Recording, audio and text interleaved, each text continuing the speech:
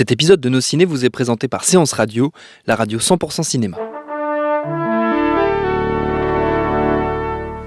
Bonjour. C'est moi Orson Welles. J'aime pas trop les voleurs et les fils de pute. Salut, c'est Nos Ciné, votre rendez-vous avec le cinéma. On est en direct du Bar à Bulles. Et oui, Thomas Rozek est parti former la nouvelle génération des jeunes giscardistes. Charline étant à l'assaut, donc c'est à moi que revient la responsabilité aujourd'hui de mener à bien ce petit monde de Nos Ciné. Rassurez-vous, ils vont bien, ils vont revenir. En attendant, on va parler de la nouvelle farandole lunaire d'Albert Dupontel, le vilain petit canard du cinéma français, qui nous revient aujourd'hui avec Au revoir là-haut, l'adaptation du roman du même nom. Et évidemment, c'est un prix Goncourt, donc c'est pas n'importe quoi. Prix Goncourt 2013. Albert Dupontel s'est-il assagi pour faire une œuvre plus académique, ou alors au contraire, est-ce qu'il a décidé de dynamiter l'industrie, le système, comme il fait d'habitude? C'est ce que nous allons voir avec les critiques acerbes de nos criticos aujourd'hui, réunis en public. Salut Hugo Alexandre. Salut Daniel. Salut Stéphane. Salut Daniel. C'est Nos Ciné, épisode 104. C'est parti. Monde de merde. Pourquoi il a dit ça? C'est ce que je veux savoir. Novembre 1919. Albert survit tant bien que mal à la Grande Guerre, comme on l'appelait à l'époque, avec son pauvre ami Édouard défiguré après un obus au cours de la dernière journée de combat. C'est vraiment pas de bol. Ce dernier, dessinateur de son état, décide de monter une arnaque en vendant des projets de monuments aux morts qui ne se feront pas. Au casting, Albert Dupontel, qui est comme à chaque fois dans chacun de ses films. Mais il y a aussi des nouvelles têtes comme Nahuel Pérez Biscayar, la révélation de 120 battements par minute. Il y a bien évidemment Nils Harelstrup, le patriarche dégueulasse. J'ai l'impression qu'il joue que ça. Et puis le coup de génie peut-être de Dupontel, c'est d'avoir donné le méchant, le Némésis, à Laurent Lafitte, qui est plutôt habitué au rôle de petit rigolo. Et là, il est le terrifiant lieutenant Pradel, vraiment bien sadique. On s'écoute un extrait. Pour avoir déclenché la guerre, pour avoir aimé la faire, pour en avoir profité. Je ne veux pas être éclaboussé par vos combines. Parle d'affaires, là, pas de vertu.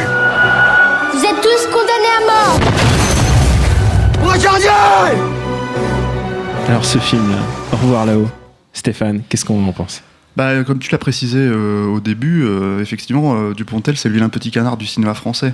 Et du coup, pour moi, par la force des choses, en fait, c'est une personnalité que j'aime beaucoup dans le cinéma français. Je suis pas forcément tous les films qu'il fait en tant que comédien, mais en tant que réalisateur, ça m'intéresse. Effectivement, de l'extérieur, on pourrait croire que c'est un film sur lequel il s'est assagi. Tout simplement parce qu'effectivement, il adapte un gros roman, un gros succès populaire, le roman à l'époque. Enfin, ça a 3-4 ans, je crois. Et puis Reconstitution. Donc c'est quand même, on rentre de plein pied dans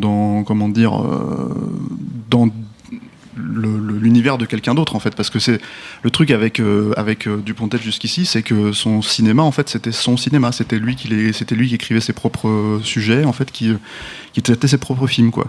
Alors la question, est-ce qu'il s'est assagi, c'est quelque chose qu'on pouvait déjà lui reprocher par exemple dans Le Vilain qui était sorti en 2009. Dans La Foi ferme aussi. Peut-être un peu moins déjà, mais dans Le Vilain, c'était vraiment une comédie, je dirais pas pour enfants, mais familiale en tout cas, c'était assez appuyé.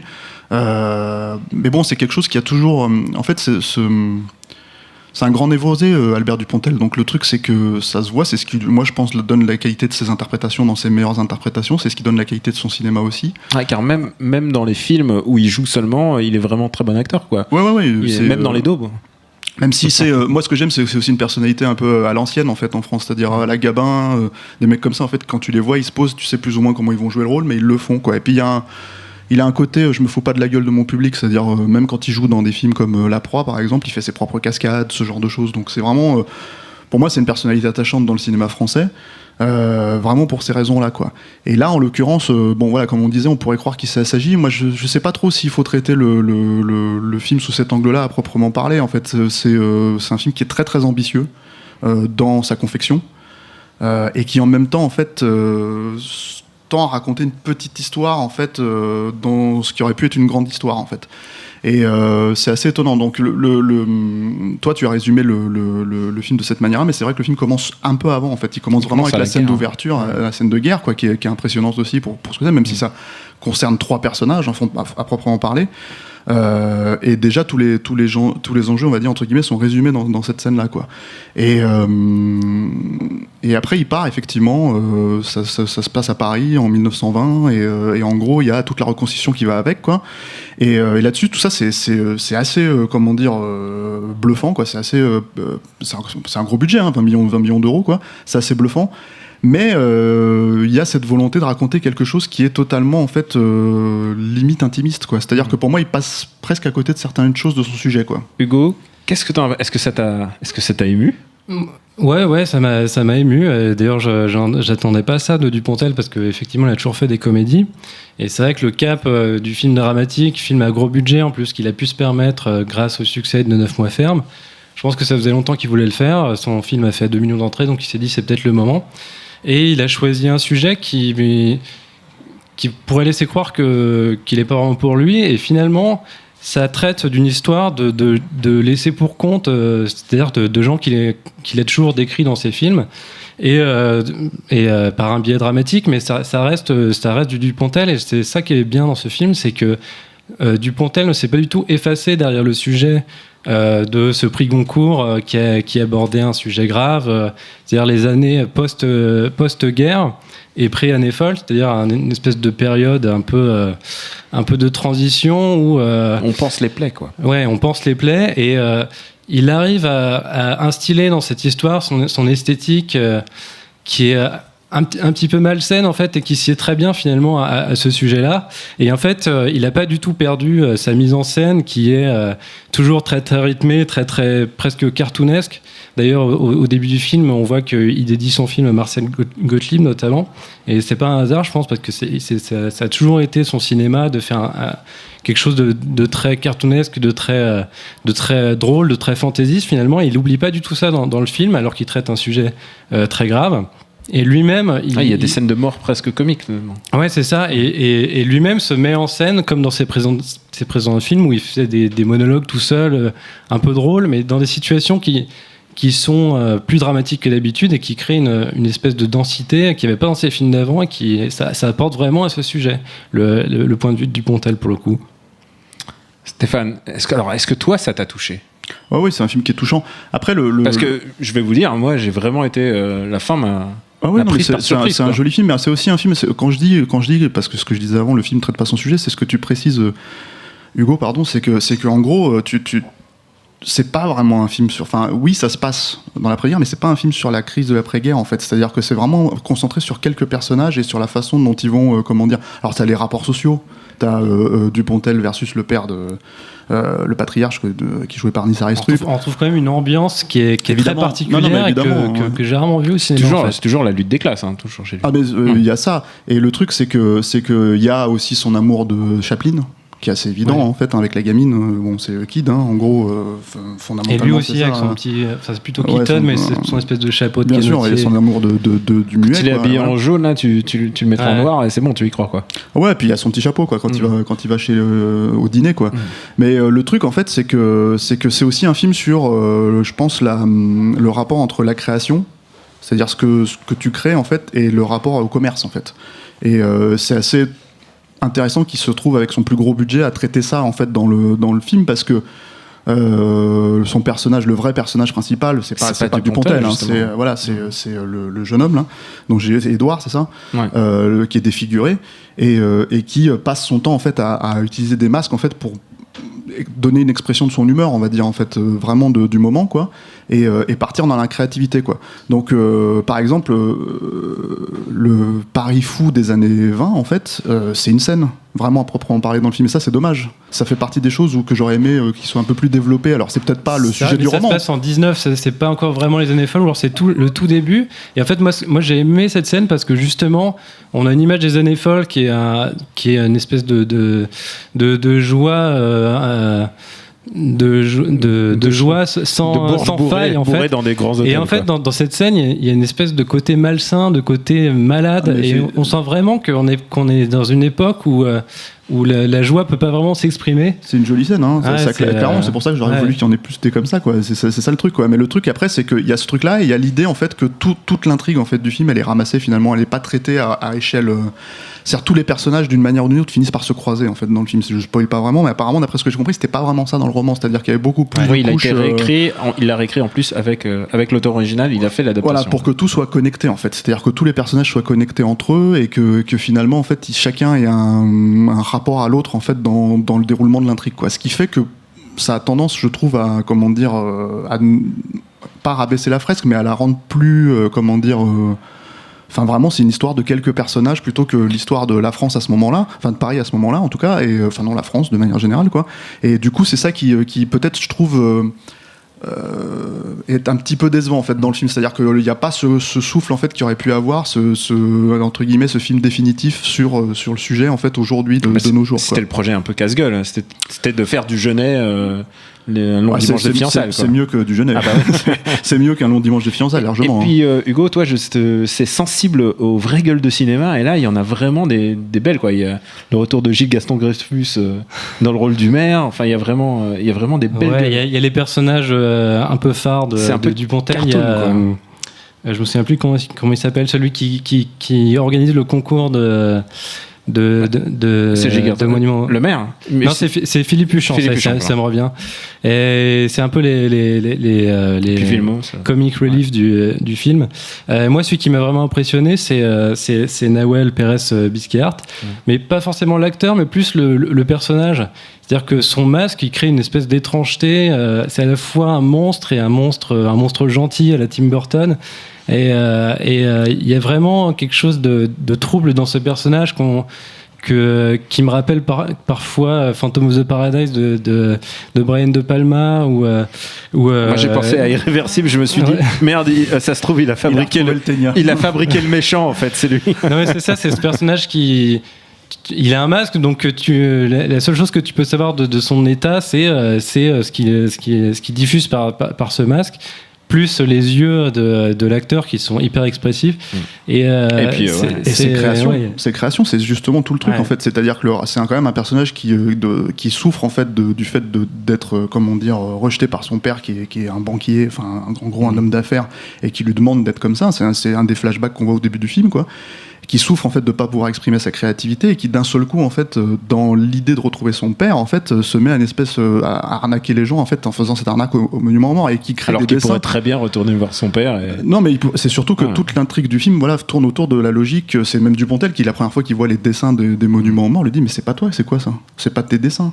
Et en fait c'est pour ça que je parle du rapport vraiment entre l'art et le commerce, création, en fait, voilà, et qui je pense est un peu au centre aussi du film en soi, c'est-à-dire que dans la confection du film, et c'est pour ça que moi je trouve que c'est un film, c'est plus sage que Enfermé dehors par exemple, voilà, même si c'est pas un film parfait, Enfermé dehors, il y a plein de problèmes. Ferme, qui était voilà, c'est un film qui est beaucoup plus sage, mais c'est un film qui est aussi beaucoup plus je pense pas que parce que Dupontel se retient. Tu parlais de Laffitte, moi je le trouve pas terrible, Laffitte, dans le film. Je trouve qu'il est pas.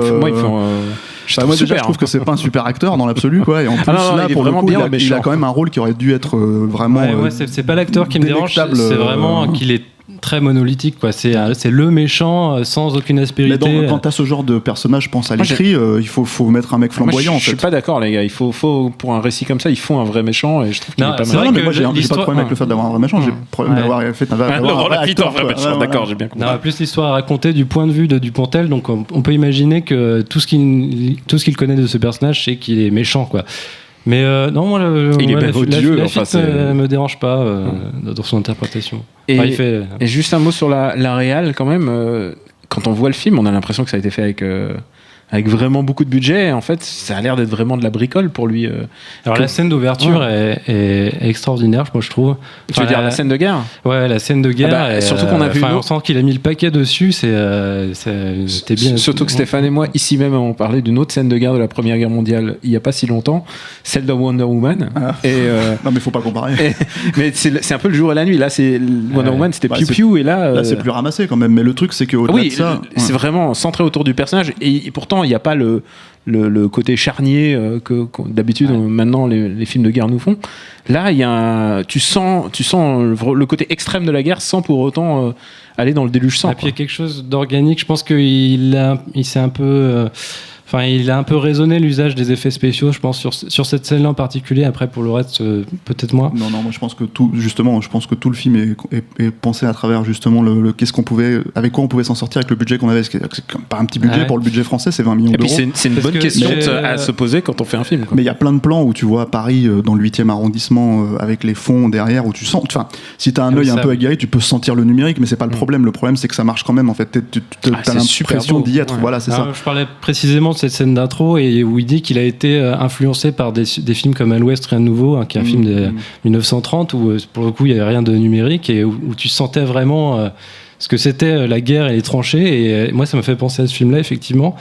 Et c'est vrai que par la suite, il y a un peu plus de numérique et c'est peut-être un peu moins bien rendu. Et il y a aussi cette propension de Dupontel à utiliser des drones un peu à tout bout de champ, à faire des travelling un peu jolis pour le plaisir du travelling, filmer à travers des trous et tout, un peu comme Gaspard Noé. Qu'est-ce que t'as contre les drones? Je sais pas, mais c'est vrai qu'il en abuse peut-être un peu, mais beaucoup moins que lors de ses précédents films. Moi, ça me dérange pas plus que ça. Ça me dérange même pas du tout. J'aime bien ça au cinéma, justement, de voir des appareils de cinéma. Mais le truc, c'est que non, le truc que je voulais dire, c'est que par exemple, il faut prendre en compte que la scène, on spoilera pas, mais la scène finale, toute scène finale, en fait, c'est tourné sur un parking. Quand vous connaissez la scène qui se passe en Tunisie, c'est quand même voilà. Donc il y a quand même un emploi du numérique en fait qui est assez, je pense. Ça serait intéressant de voir comme s'il y a des reels en fait comme ils font en fait sur les films américains. Avant après en fait avec les effets spéciaux, il y en a une sur Mindhunters qui est tombée. T'as envie de voir le making of, t'as envie de voir comment c'est fait et voir comment les mecs ont rajouté, parce que je pense qu'il y a beaucoup de choses qui sont. T'as l'impression qu'il l'a fait à 50 patates. Et qui passent tout seul là, tu vois. Enfin, il y a quelques plans que tu grilles, mais bon, enfin franchement, tu les grilles moins que dans Un long dimanche de fiançailles par exemple. Ah, oui. Non mais qui a coûté très cher aussi, qui a coûté le double ou le triple, je crois. Là, pour faire la nostalgie, il s'est pas contenté juste de mettre un espèce de filtre sépia, quoi. Non, bien sûr, c'est ça. Non, il y a une vraie approche. Un travail a posteriori sur la pellicule. Enfin, en tout cas, il y a vraiment un travail minutieux sur la restitution. Écoute, j'ai vu Stéphane positif sur un film français, je peux mourir tranquille. Écoute, c'est mon film français de l'année, je pense. Tu vois. Ah oui, c'est vrai, c'est ou pas de la décennie, va savoir. Tu vois. C'était pas Ici j'étais un homme, c'est bizarre, ça m'a surpris. Pas vu. Bah écoute, c'est toi qui enchaîne. Je suis sûr que tu as une reco à nous formuler. Une reco sur cet univers-là, je sais pas, j'en ai pas vraiment, mais le truc c'est que je dirais que voilà, je pense qu'en fait tout simplement on peut revenir sur la carrière de manière générale de Dupontel et dire que moi mon petit préféré, mais c'est vraiment pour des raisons personnelles en fait, c'était Bernie à l'époque, quoi. Ah ouais, Bernie. Voilà, il y a le créateur aussi qui est très très mal aimé et qui est vraiment, moi je trouve, qui était déjà extrêmement ambitieux à l'époque et qui s'est pris quand même le retour de bâton dans les dents. Et c'est pareil, c'est aussi un film sur les affres de la création. Je trouve qu'il traitait beaucoup plus le sujet que là, en l'occurrence, quoi. Et ça, c'est un film qui est très attachant et qui malheureusement est disponible dans un DVD pourri de l'époque. Et voilà, donc le créateur, je dirais le créateur pour.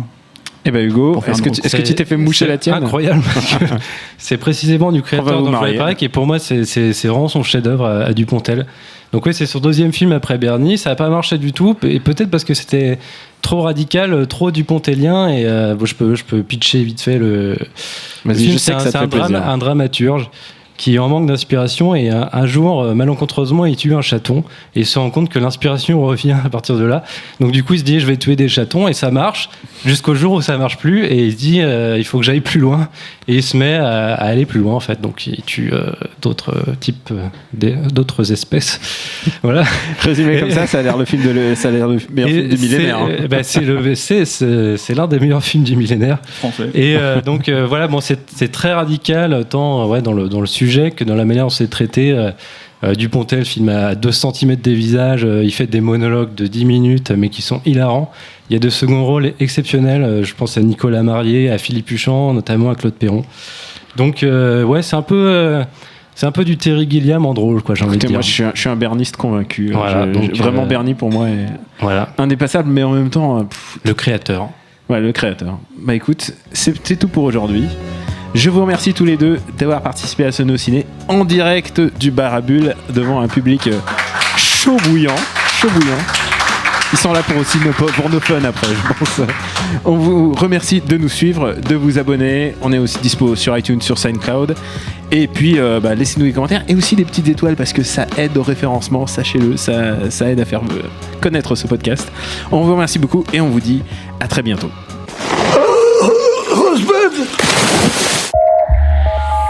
Bonjour, c'est Betty Mourao et on se retrouve tous les jours sur Séance Radio pour la séance live. L'actu ciné, le coup de cœur des blogueurs, les invités cinéma. Eh bien, le meilleur de l'émission est disponible tous les jours en podcast sur iTunes, sur SoundCloud, sur tous les autres agrégateurs et bien sûr sur le site de Séance Radio à partager à volonté.